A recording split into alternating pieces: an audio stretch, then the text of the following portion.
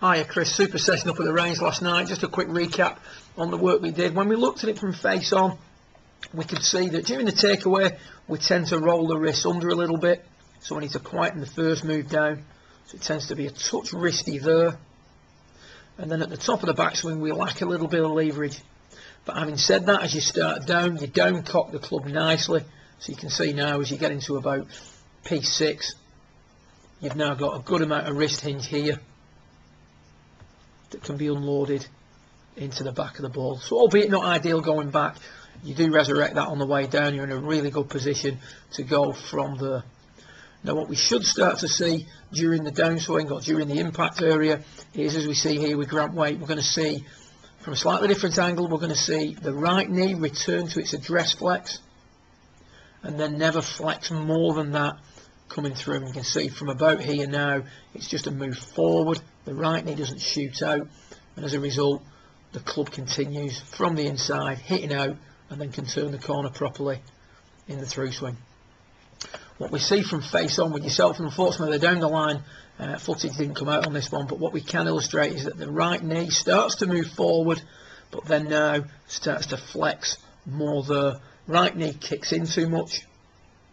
Bent right knee usually results in the hips clearing too quickly and the line of compression working too far to the left, so we've got the shaft of the club closing down too quickly. That can lead to a number of things. We'll be discussing it last night. You can hit it heavy, you can hit it thin, and you can also get the ball cutting or hooking depending what the relationship between club face and path is.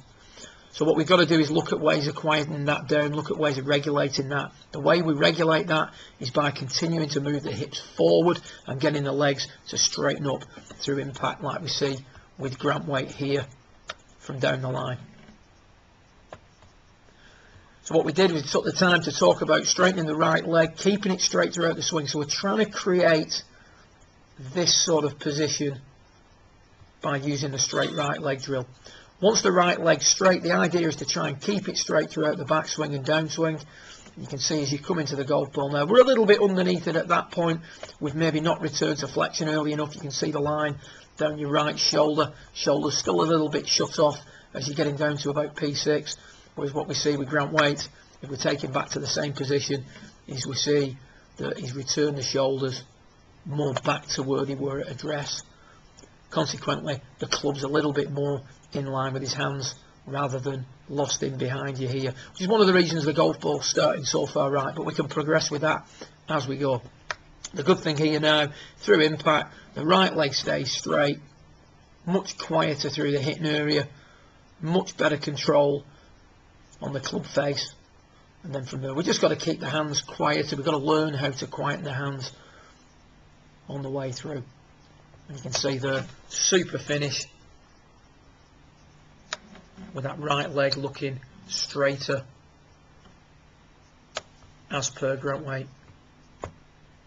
So all in all, Chris, good work. We just got to stick at it. The better you become at arriving or better become at executing that leg action, the better you're going to become at keeping the hands quiet through the hitting area. Good luck with it and speak soon. Well done.